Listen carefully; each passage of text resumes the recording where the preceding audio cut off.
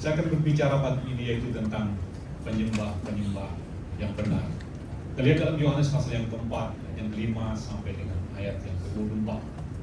Gak panjang, kita akan baca bersama-sama. Saya akan baca ayat yang ganjil, supaya bisa membantu membaca ayat yang genap. Yohanes pasal yang keempat,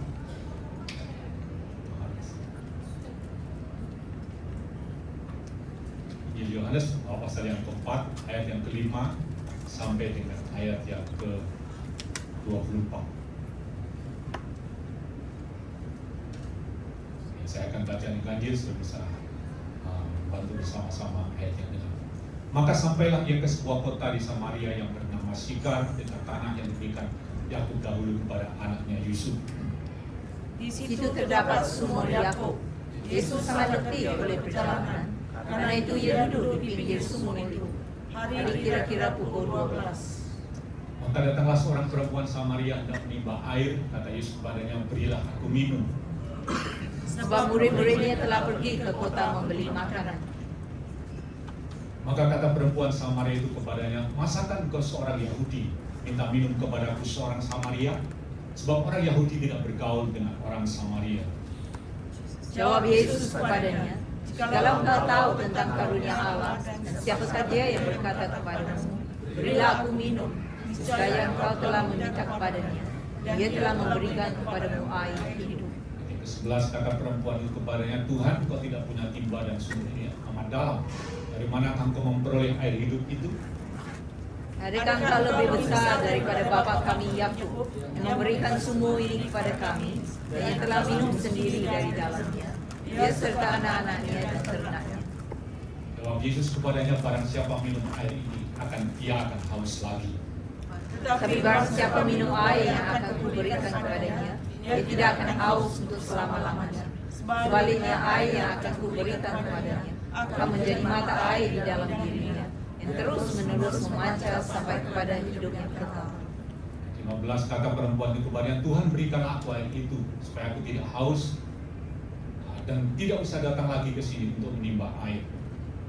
Kata Yesus kepadanya, pergilah, panggillah suamimu dan datang ke sini. Kata perempuan itu, aku tidak mempunyai suami. Kata Yesus kepadanya, tepat katamu bahwa engkau tidak mempunyai suami. Sebab engkau sudah mempunyai 5 suami, dan yang ada sekarang padamu bukanlah suamimu. Dalam hal ini engkau berkata benar. Kata perempuan itu kepadanya, Tuhan nyata sekarang padaku bahwa engkau seorang nabi. Nenek moyang kami menyembah di atas gunung ini, tetapi kamu katakan bahwa Yerusalemlah tempat orang menyembah. 21 kata Yesus kepadanya, percaya kepadaku hai perempuan, saatnya akan tiba bahwa kamu akan menyembah Bapa bukan di gunung ini dan bukan juga di Yerusalem. Kamu menyembah apa yang tidak kamu kenal, kami menyembah apa yang kami kenal, sebab keselamatan datang dari bangsa Yahudi. 23 tetapi saatnya akan tiba dan sudah tiba sekarang, bahwa penyembah-penyembah yang benar akan menyembah Bapa dalam roh dan kebenaran, sebab Bapa menghendaki penyembah-penyembah demikian. Allah itu roh, dan barang siapa menyembah dia harus menyembahnya dalam roh dan kebenaran. Amen. Saudaraku, ayat 23 dan ayat 24 katakan bahwa penyembah-penyembah yang benar akan menyembah Allah dalam roh dan kebenaran. Allah itu roh, dan siapa menyembah dia harus menyembah dia dalam roh dan kebenaran. Saudara, saya akan berbicara pagi ini yaitu tentang penyembah-penyembah yang benar. Nah, penyembah-penyembah yang benar, dia akan menyembah Bapa dalam roh dan kebenaran. Nah, apa yang dimaksud dengan menyembah dalam roh dan kebenaran? Menjelaskan tentang hal ini. Dan bagaimana caranya kita bisa menyembah di dalam roh dan kebenaran. Nah, kalau saudara melihat dalam Yohanes pasal yang keempat, di sini menyingkapkan apa dan bagaimana kita bisa menyembah di dalam roh dan kebenaran. Dalam Yohanes pasal yang keempat kalau kita bisa melihat di sini menceritakan tentang pertemuan Yesus dengan wanita Samaria. Nah, waktu Yesus dikatakan di situ adalah waktu Yesus sampai di Samaria dan bertemu dengan wanita yang sedang menimba air. Yesus membuka satu percakapan. Dia berkata, berikan aku minum. Nah, saudaraku sudah tahu bahwa pada waktu itu orang Yahudi itu menganggap sangat rendah orang Samaria, dan orang Samaria itu tidak bergaul dengan orang Yahudi. Nah, waktu Yesus berkata berikan aku minum, wanita Samaria berkata, bagaimana kamu orang Yahudi minta kepada orang Samaria minum? Karena orang Yahudi orang tidak bergaul dengan orang Samaria. Orang Yahudi menganggap bahwa orang Samaria itu punya kasta yang lebih rendah atau sosial yang lebih rendah. Karena orang Samaria waktu itu adalah mereka melakukan kawin campur, dan dianggap orang Samaria itu adalah bangsa yang kafir. Nah, waktu Yesus berkata berikan aku minum, Yesus berkata, wanita berkata, bagaimana kamu orang Yahudi minta aku air?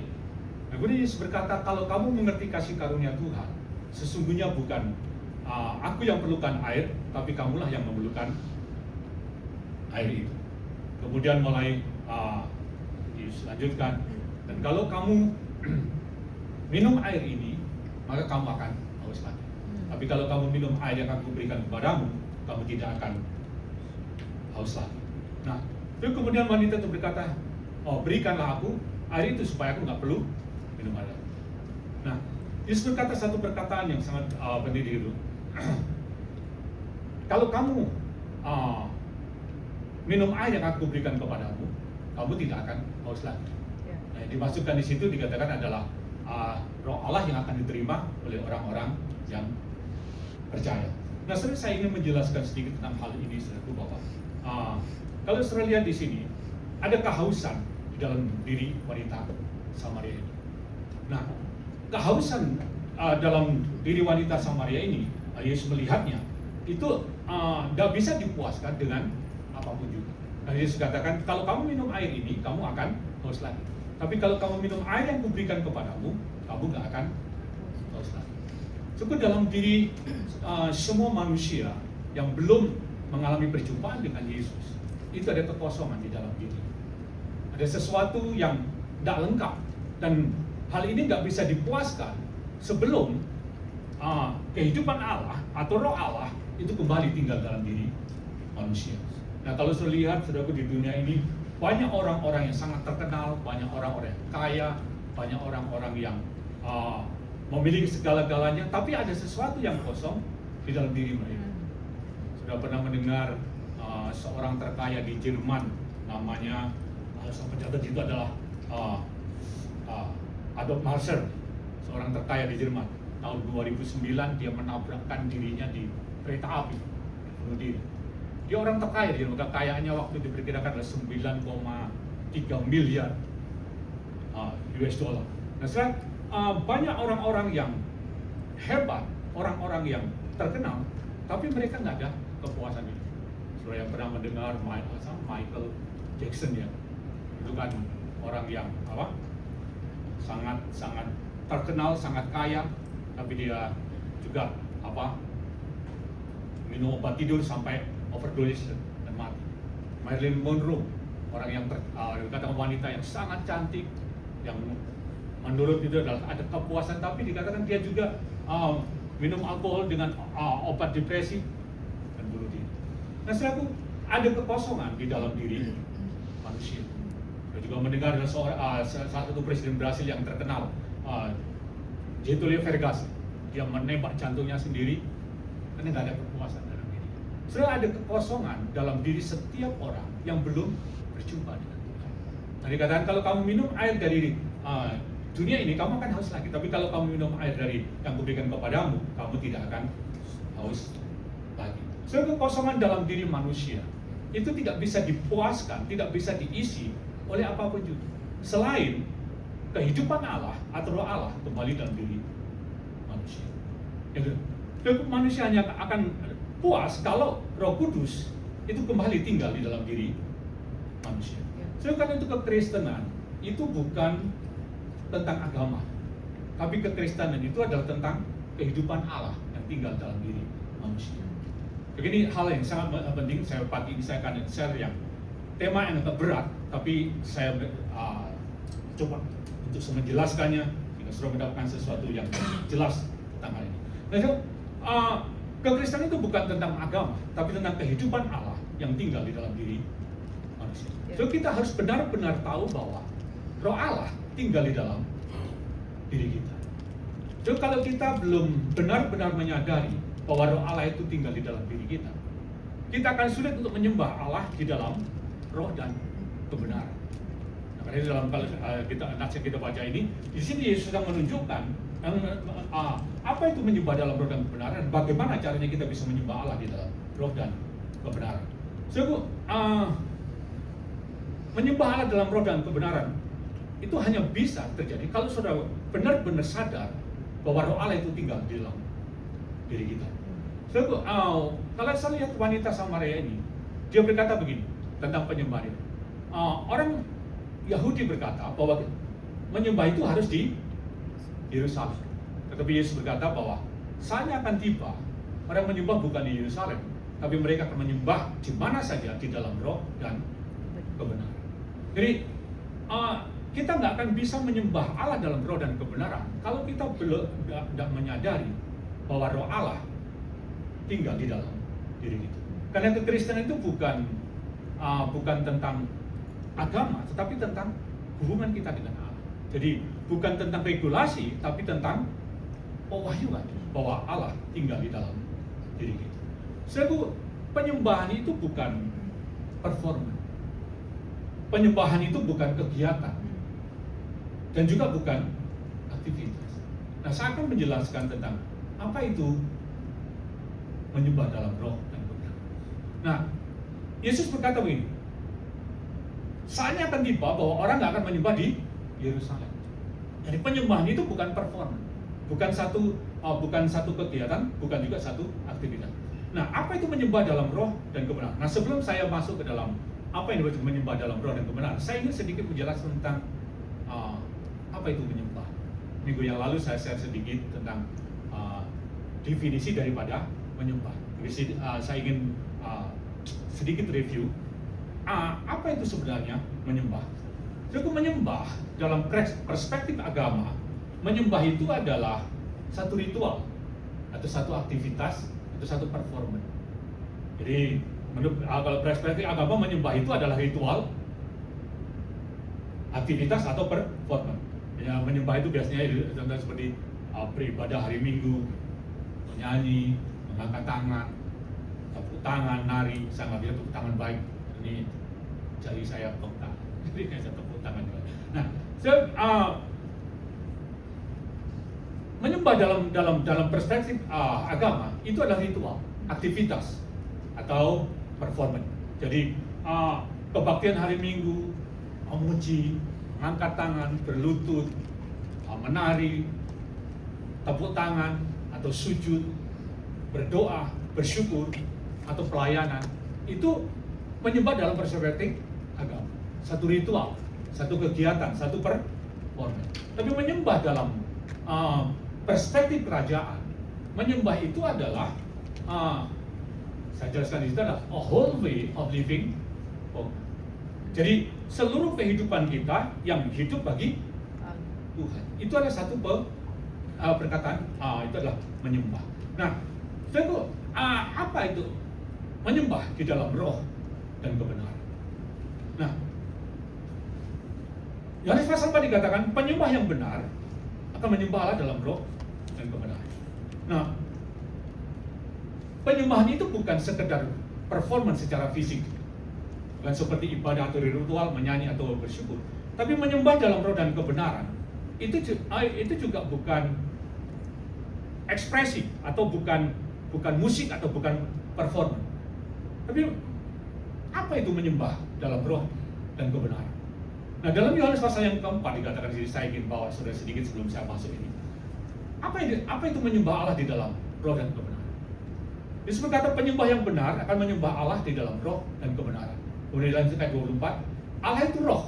Barang siapa menyembah Dia harus dalam roh dan kebenaran. Dan saudara garis bawahi di situ, Allah itu roh. Barang siapa menyembah Dia harus menyembah Dia dalam roh dan kebenaran. So, kita harus tahu bahwa Allah itu roh. Nah, perkataan roh mungkin saya sedikit jelaskan. Perkataan roh ini sudah saya pernah bagikan, tapi saya bagikan saya dengan cepat. Perkataan roh dalam bahasanya ada ruah, bahasa Ibrani, wind, breath, bless, or breath. Itu perkataan ruah, angin, nafas, atau satu hembusan angin yang keras. Itu perkataan ruah. Kalau dalam bahasa Yunani mereka kata pneuma. Pneuma diterjemahkan adalah a current of air, blast of breath atau a strong breeze. Jadi angin atau angin yang kuat. Itu perkataan roh. Nah, Allah itu roh. Dia tidak kelihatan. Seperti angin tidak kelihatan, tapi real. Jadi Allah itu roh. Dia tidak kelihatan, tetapi real. Nah, Allah yang adalah roh yang tidak kelihatan, tapi dia itu memiliki rupa, ada wujudnya. Jadi Tuhan itu roh, tapi ada rupanya, ada wujudnya. Nah, banyak orang yang ingin tahu seperti apa sebenarnya wujud Tuhan itu. Nah, ada orang yang berpikir wujud Tuhan itu seperti api yang menyala-nyala. Karena waktu Tuhan menampakkan diri kepada Musa dengan api yang menyala-nyala di semua bumi. Nah, kadang kita berpikir wujud Tuhan itu seperti api yang berkobar-kobar. Ada juga orang yang berpikir bahwa wujud Tuhan itu seperti awan yang gelap. Waktu Tuhan memimpin bangsa Israel, dia dalam awan yang gelap. Saudaraku, awan atau api itu manifestasi dari Tuhan, tapi bukan rupa atau wujud Tuhan. Nah, saya ingin bawa saudara sedikit seperti apakah rupa atau wujud Tuhan itu? Dalam Kejadian pasal ayat 1 ayat 20 dikatakan, Tuhan menciptakan manusia itu menurut apa? Gambar dan rupanya Tuhan. Ini sangat clear. Tuhan menciptakan manusia menurut gambar dan rupanya Tuhan. Jadi manusia diciptakan menurut gambar dan rupa Tuhan. Manusia itu mirip dengan Tuhan. Jadi kalau saudara melihat manusia, itu mirip dengan Tuhan. Nah, saudaraku, Allah itu roh. Manusia juga roh. Jadi Allah itu roh, manusia juga roh. Manusia roh, dia memiliki jiwa dan tinggal di dalam tubuh. Jadi manusia yang sebenarnya itu roh, nggak kelihatan di dalam diri kita, nggak kelihatan. Manusia itu roh, dia memiliki jiwa dan tinggal di dalam tubuh. Nah, Allah itu roh yang rupa dan wujudnya itu seperti manusia. Jadi Allah itu roh yang rupa dan wujudnya seperti manusia. Jadi bedanya manusia itu roh yang memiliki jiwa dan tinggal dalam tubuh daging. Tapi Allah itu roh, tapi dia tidak tinggal di dalam tubuh rohani, dalam tubuh roh. Nah, dalam Yehezkiel pasal 1, coba kita lihat Yehezkiel pasal 1. Dia roh dengan tubuh rohani, dan wujudnya Tuhan itu atau rupanya Tuhan itu seperti manusia. Bisa dilihat dalam Yehezkiel. Mungkin saya bawa sedikit sebentar, supaya bisa memahami tentang Tuhan. Yehezkiel pasal 1 ayat 26 sampai 28. Kitab Yehezkiel. Kitab Yehezkiel. Yehezkiel 1 ayat 26 dan sampai 28. Coba kita baca, saya baca genap supaya bisa bantu baca yang lain. Di atas cakrawala yang ada di atas kepala mereka ada yang menyerupai takhta yang kelihatan seperti permata lazurit, dan di atas yang menyerupai takhta itu ada yang kelihatan seperti rupa manusia. Dari yang menyerupai pinggangnya sampai ke atas, aku lihat seperti suasana kilat dan seperti api yang dituduhi sekeliling. Dari yang menyerupai pinggangnya sampai ke bawah, aku melihat seperti api yang dikelilingi sinar. 8. Seperti busur pelangi yang terlihat pada musim hujan di awan-awan, demikianlah kelihatan sinar yang mengelilingi.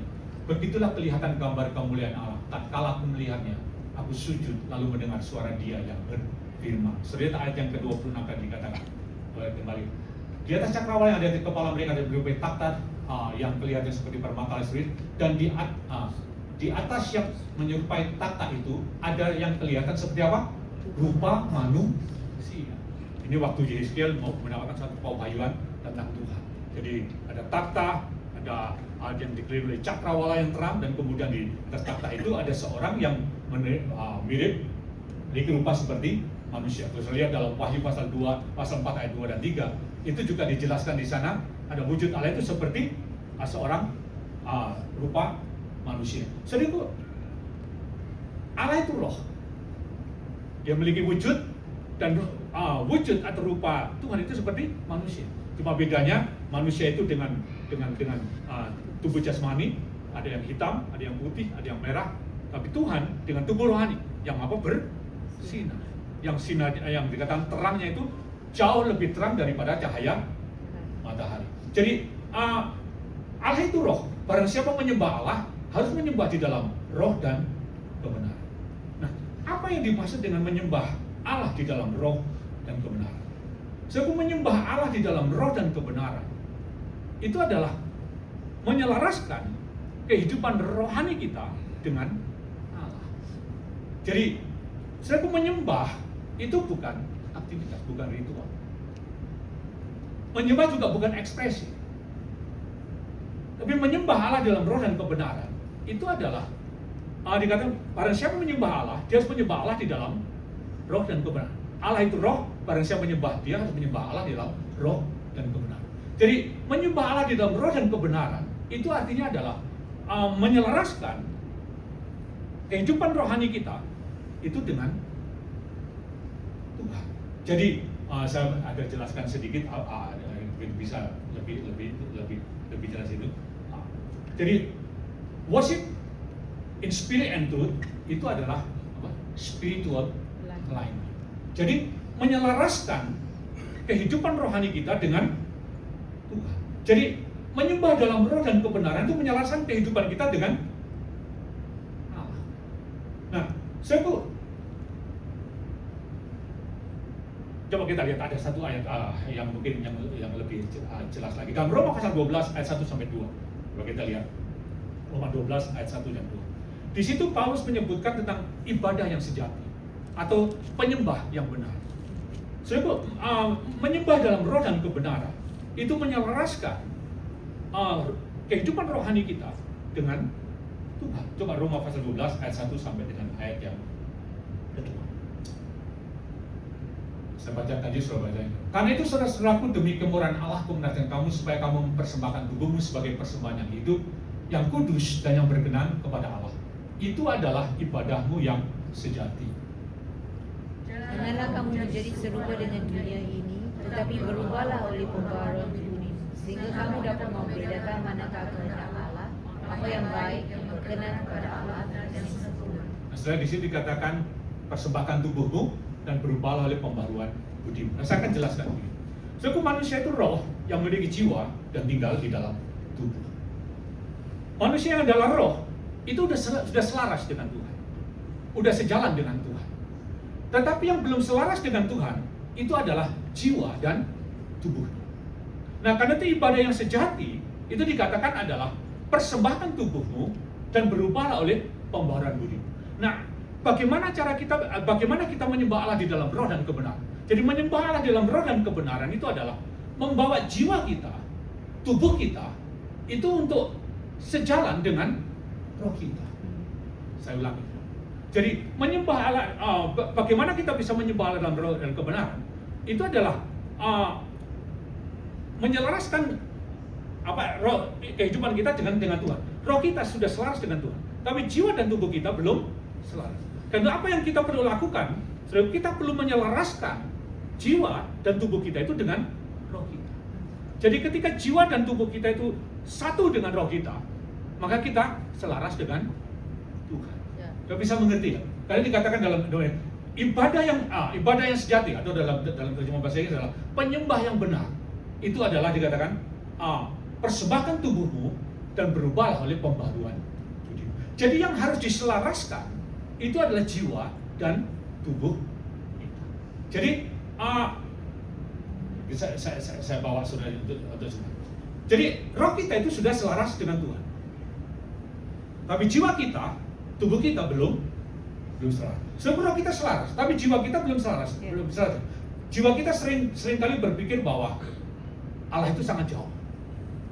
Jiwa kita juga sering kali berpikir Allah itu nggak peduli, Allah nggak mau berurusan dengan kita, atau sering kali kita berpikir bahwa kita ini nggak layak di hadapan Tuhan. Nah, tubuh kita juga nggak taat dan memberontak. Tubuh kita itu merasa bahwa Tuhan itu nggak ada. Tuhan nggak ada karena Tuhan nggak bisa dilihat, Tuhan nggak bisa disentuh atau dirasa. Jadi jiwa dan tubuh kita nggak punya kesadaran akan Tuhan. Nah, roh kita dia selaras dengan Tuhan, dia punya kesadaran akan Tuhan. Roh kita itu selalu menyembah Tuhan. Roh kita itu selaras dengan Tuhan, tapi jiwa dan tubuh kita belum selaras dengan Tuhan.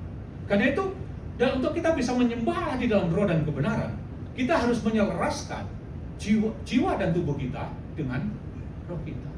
Sampai satu, sehingga seluruh kehidupan kita itu selaras dengan Allah. Jadi kita perlu yang kita perlu lakukan adalah menyelaraskan jiwa dan tubuh kita. Tapi setan tidak bisa menyerang roh kita, tetapi setan bisa menyerang pikiran dan perasaan kita. Sebab pikiran itu adalah suara dari jiwa kita. Perasaan itu suara daging kita. Saya akan jelaskan.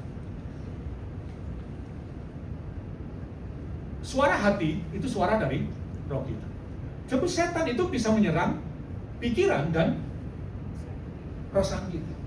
Nah, karena itu tadi saya bilang bahwa setan itu dia bisa menyerang menyerang kesadaran kita akan Tuhan.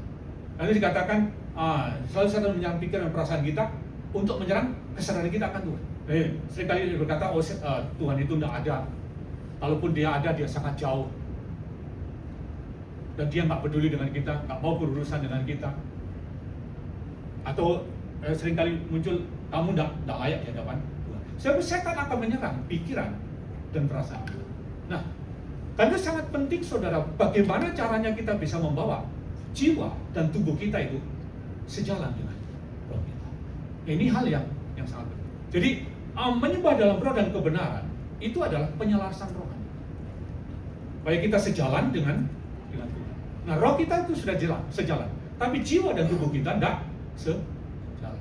Nah, karena apa yang perlu dilakukan? Bagaimana kita bisa menyelaraskan jiwa dan tubuh kita untuk sejalan dengan roh kita? Sebab ada dua kebenaran penting yang kita harus tahu, dan itu bisa membungkam suara setan dalam pikiran dan perasaan kita.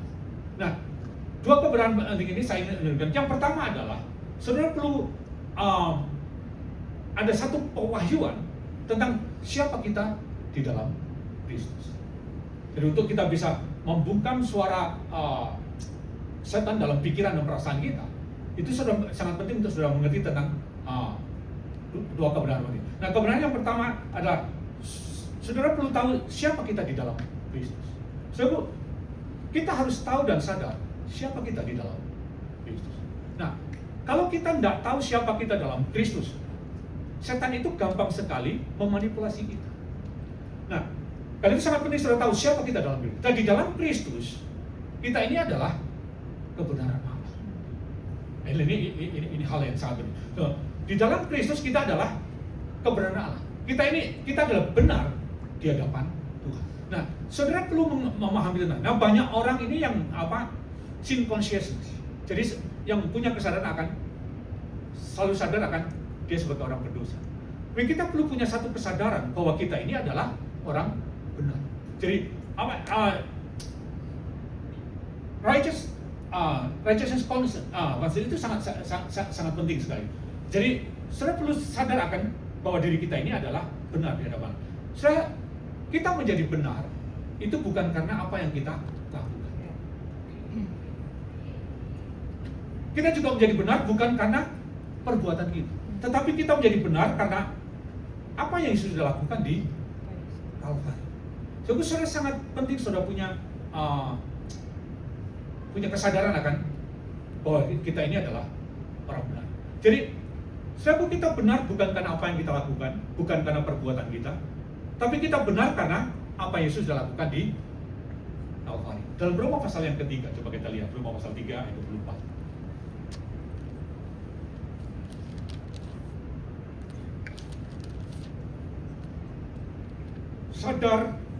Kesadaran bahwa kita adalah benar, ini sangat penting.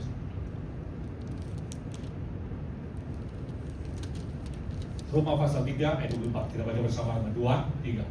Dan oleh kasih karunia telah dibenarkan dengan cuma-cuma karena penebusan dalam Kristus Yesus. Dikatakan apa? Karena kasih karunia kamu dibenarkan dengan cuma-cuma. Jadi saudara dibenarkan, saudara menjadi benar bukan karena apa yang kita lakukan, bukan karena perbuatan kita, tapi karena apa yang sudah lakukan di Kalvari. Karena penebusan Kristus kita dibenarkan. Jadi kita dibenarkan, kita menjadi benar itu karena apa? pemberian. Jadi kebenaran Kristus itu diimpartasikan ke dalam diri kita. Nah, dalam Roma pasal yang 2 Korintus pasal yang kelima ayat 21. 2 Korintus 5 ayat 21. Kita baca bersama. 2, 3. Dia yang tidak mengenal dosa telah dibuatnya menjadi dosa karena kita, supaya di dalam Dia kita dibenarkan oleh Allah. Dia yang tidak mengenal dosa dijadikan dosa supaya kita dibenarkan. Jadi kebenaran kita itu adalah anugerah, pemberian. Waktu kita percaya Yesus, kebenaran Kristus itu diimpartasikan ke dalam diri kita. Jadi setiap kita yang percaya kepada Yesus, kita ini adalah kebenaran Allah. Kita ini adalah kebenaran Kristus. Kita benar di hadapan Allah. Jadi kita menjadi benar di hadapan Allah bukan karena apa yang kita lakukan, bukan karena perbuatan kita, tapi karena apa yang Yesus sudah lakukan. Jadi kita menjadi orang, kita ini adalah benar di hadapan Allah. Kita bukan menuju untuk menjadi benar. Kita bukan dalam proses untuk menjadi orang benar, tapi kita telah dibenarkan. Jadi setiap kita yang ada dalam Kristus, kita ini adalah kebenaran Allah. Jadi kita benar di hadapan Allah. Jadi sangat penting saudara tahu bahwa kita ini adalah orang benar. Nah, kita harus tahu betul-betul bahwa kita tidak benar. Kita bukan orang berdosa, kita bukan orang yang gak layak di hadapan Tuhan, tetapi sebaliknya, kita berkenan di hadapan Allah. Amin. Jadi, saudara, kita telah dibenarkan. Jadi, saudara perlu benar-benar sadar, benar-benar tahu bahwa saudara orang benar. Nah, sebelum kita sadar kalau kita ini adalah orang benar, kita akan mudah sekali mendengarkan suara setan dalam pikiran kita yang akan mempengaruhi pikiran kita untuk tidak punya kesadaran tentang Tuhan. Jadi, saudara perlu tahu bahwa diri kita telah dibenarkan. Jadi kita benar karena kebenaran Kristus itu diimpartasikan dalam diri kita. Mari kita buat pengakuan bersama-sama. Saya telah menjadi orang benar karena penebusan Yesus. Sekali lagi, saya telah menjadi orang benar karena penebusan Kristus. Saya telah menjadi orang benar karena penebusan Kristus. Saya benar di hadapan Allah. Saya benar di hadapan Allah. Saya sangat berkenan di hadirat Tuhan. Saya sangat berkenan. Amen. Yang pertama, saudara harus tahu dan sadar bahwa siapa kita, bahwa di dalam Kristus kita ini adalah kebenaran Allah. Lalu saudara mengerti bahwa saudara ini adalah kebenaran Kristus. Setan nggak akan menuduh saudara dengan perasaan bersalah, perasaan nggak layak di hadapan Tuhan. Nah, itu yang menghalangi penyelarasan rohani kita dengan Tuhan. Nah, yang kedua, pewahyuan yang kedua, saudara perlu tahu bahwa siapa Allah. Siapa Allah itu? Jadi reveal who God is. Nah, kita harus tahu. Jadi saudara perlu mengenai siapa Tuhan.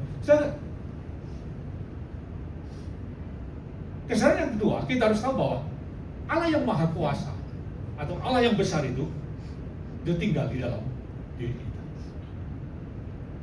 Allah yang besar itu tinggal dalam kita, dia sangat dekat dengan kita, dan dia itu adalah Bapa kita.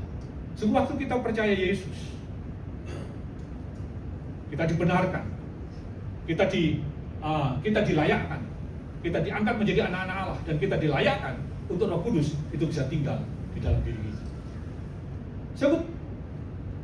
Kita perlu punya satu pewahyuan tentang siapa Tuhan. Bahwa Tuhan yang besar itu tinggal di dalam diri kita. Dan Tuhan yang besar yang tinggal dalam diri kita, dia itu adalah Bapa kita.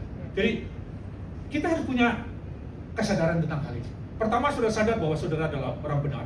Yang kedua, saudara sadar bahwa Allah tinggal di dalam diri kita. Allah yang maha besar, yang adalah Bapa, dia adalah Bapa kita, dia itu tinggal di dalam diri kita. Jadi, waktu kita percaya Yesus, kita ini diberi hak, diberi kuasa menjadi anak-anak Allah. Jadi kita yang telah dibenarkan, kita diangkat menjadi anak-anak Allah, dan kita dilayakkan untuk menerima Roh Kudus. Jadi waktu saudara percaya Yesus, Roh Kudus tinggal di dalam diri kita. Coba kita lihat Efesus pasal 1 dulu. Efesus pasal 1 ayat 13.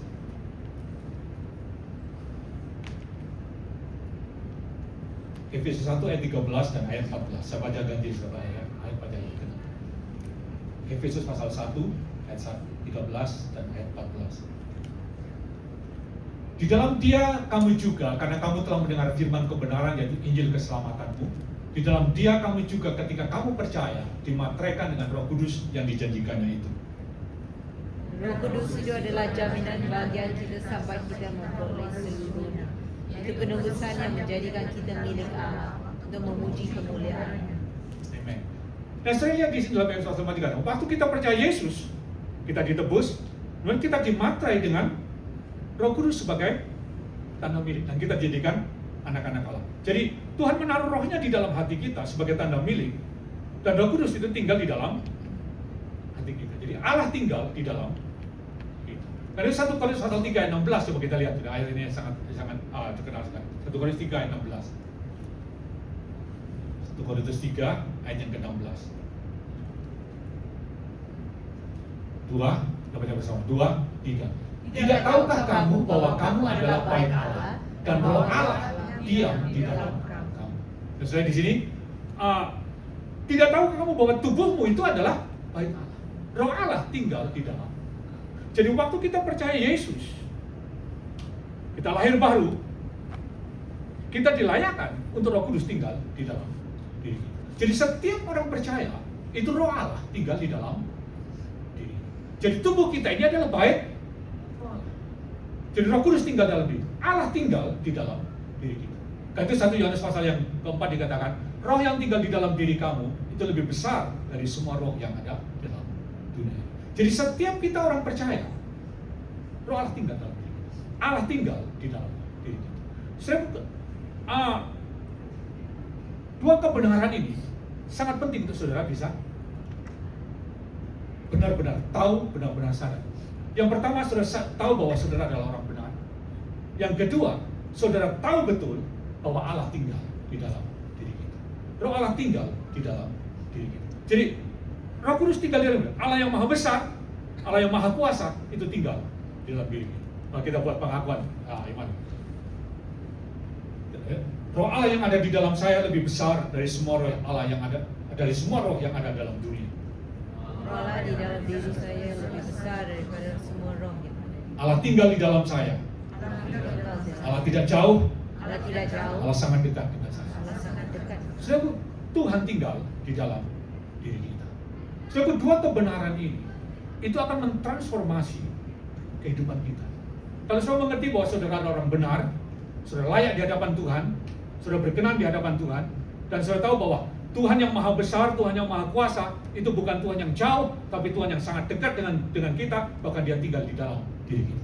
Saudara, kalau saudara mengerti ini, saudara akan bisa menyembah Allah di dalam roh dan kebenaran. Karena menyembah Allah di dalam roh dan kebenaran, itu mengalir dari kesadaran bahwa kita telah dibenarkan, dan kita sadar bahwa Allah yang besar itu tinggal di dalam diri. Nah, kalau saudara tahu bahwa saudara telah dibenarkan, dan saudara sadar bahwa Tuhan itu tinggal di dalam diri kita, maka hati kita itu akan mudah sekali untuk meluap dengan ucapan syukur, pujian, dan penyembahan kepada Allah. Jadi menyembah dalam roh dan kebenaran itu mengalir dari kesadaran bahwa kesadaran bahwa kita telah dibenarkan dan Tuhan tinggal di dalam diri kita. Saudaraku, dua kebenaran ini sangat penting. Saudara perlu tahu bahwa saudara telah dibenarkan. Yang kedua, saudara perlu tahu bahwa Allah itu tinggal di dalam diri. Saudaraku, penyembahan dalam roh. Lalu saya ingin saudara memahami betul itu. Penyembahan dalam roh itu kita tidak mencoba untuk merasakan Allah. Saudara bisa mengerti? Penyembahan dalam roh itu tidak mencoba untuk merasakan Allah, atau juga tidak mencoba untuk menarik Allah atau menjangkau Allah yang jauh. Tapi penyembahan dalam roh itu adalah kita meresponi, menghargai kehadiran Allah, keberadaan Allah yang ada di dalam diri kita. Saudara bisa mengerti? Jadi menyembah dalam roh itu bukan mencoba untuk merasakan Allah, atau mencoba untuk menjangkau Allah, atau menarik Allah yang jauh.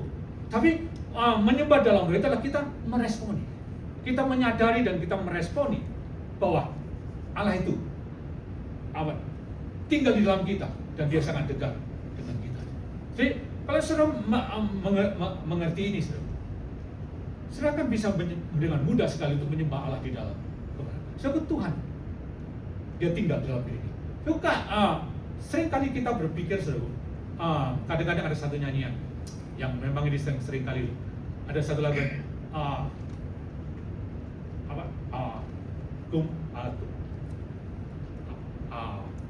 bahwa aku masuk ke dalam hadirat. Saudaraku, sebenarnya kalau saudara mengerti, saudara, kehadiran Tuhan itu bukan season. Kehadiran Tuhan itu bukan waktu-waktu tertentu, bukan musim-musim tertentu. Tapi Tuhan itu selalu hadir, selalu ada, dan dia tinggal di dalam diri kita. Kita bukan mau masuk ke hadirat Tuhan, tapi yang kita perlu lakukan adalah kita acknowledge kehadiran Tuhan di dalam diri kita.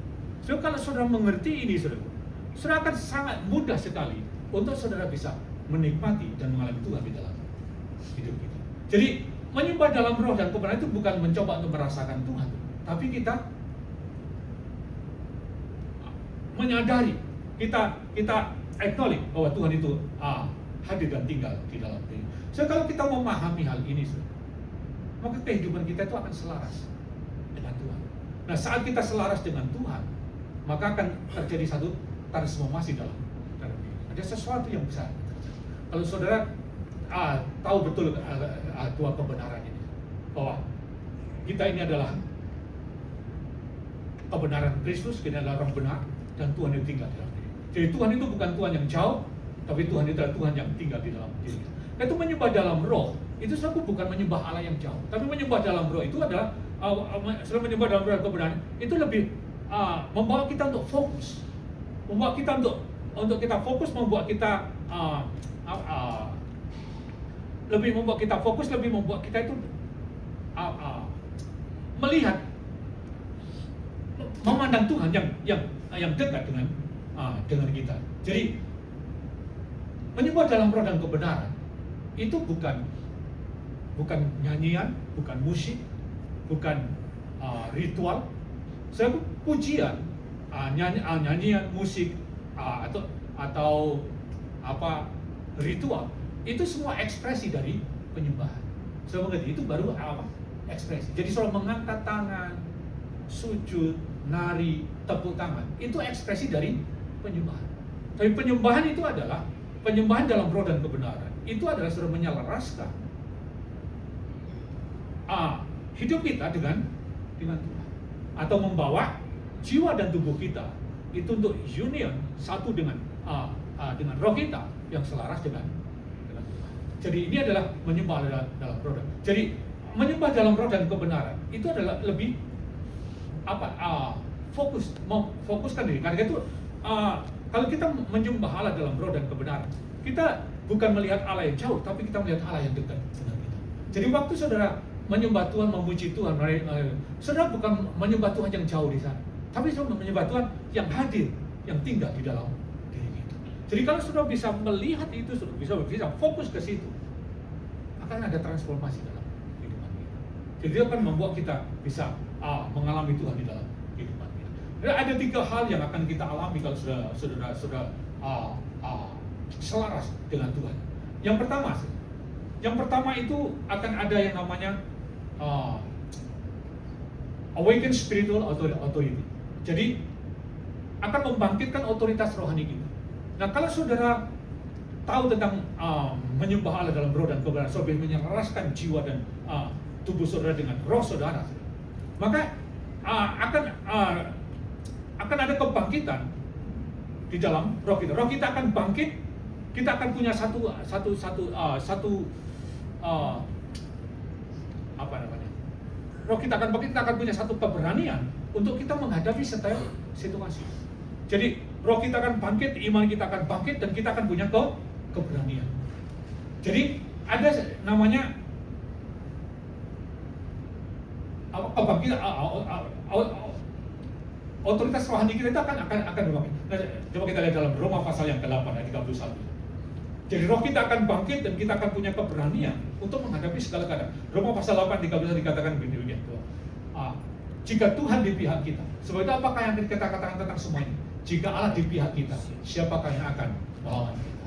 So, kalau saudara sadar, punya satu kesadaran punya satu kesadaran rohani yang dimana sudah tahu bahwa Tuhan itu tinggal di dalam diri kita, dan jiwa dan tubuh saudara sudah menyatu dengan roh saudara, sudah tahu bahwa Allah itu tinggal dan dekat dengan kita, maka kita akan punya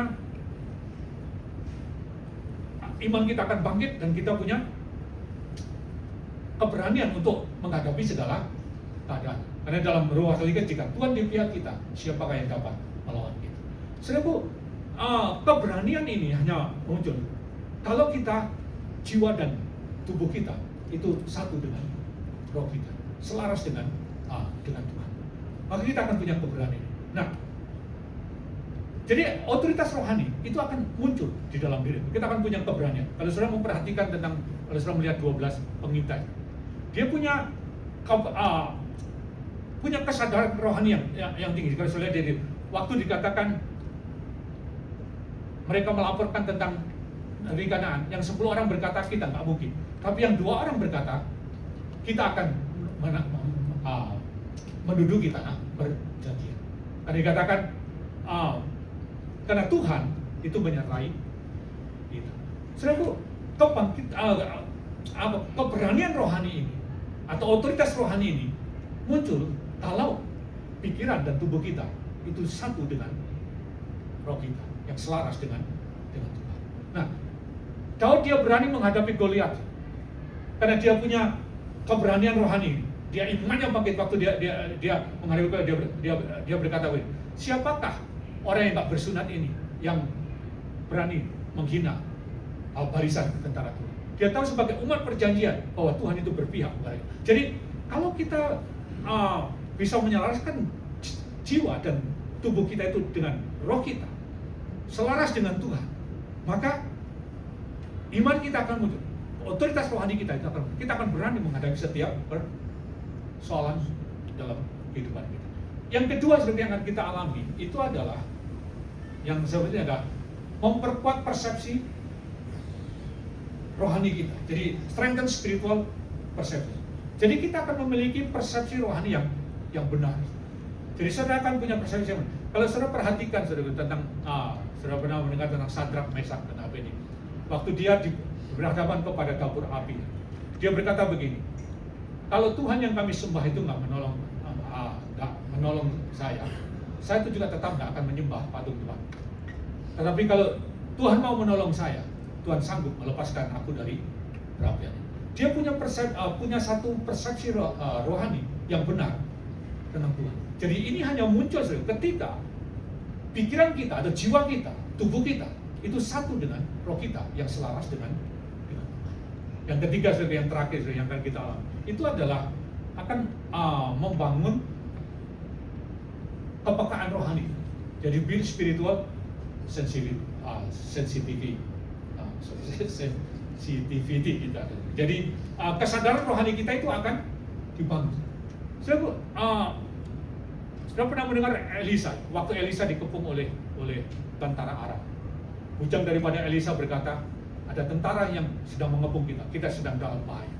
Tapi Elisa punya kesadaran rohani yang tinggi. Dia berkata begini, jangan takut, yang menyertai kita itu lebih banyak daripada mereka. So, kesadaran ini hanya akan ada pada kita, akan muncul saat pikiran kita, jiwa kita, tubuh kita itu satu dengan roh kita. Saat kita selaras dengan Tuhan, maka kita akan punya kepekaan rohani. Jadi kepekaan rohani ini muncul waktu jiwa dan tubuh kita itu selaras dengan Tuhan. Jadi setiap waktu kita menyembah dalam roh dan kebenaran, itu adalah kita membawa jiwa dan tubuh kita itu satu dengan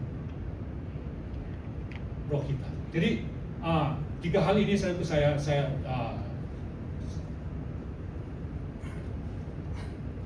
sudah bisa memahami. Jadi menyembah dalam roh dan kebenaran itu adalah membawa jiwa dan tubuh kita menyatu atau sejalan dengan roh kita atau selaras dengan. Jadi menyembah dalam roh dan kebenaran itu adalah membuat kita fokus dan kita ini bisa menyerah kepada Allah yang ada di dalam diri kita. Itu adalah menyembah dalam roh dan kebenaran. Jadi menyembah di dalam roh dan kebenaran itu bukan apa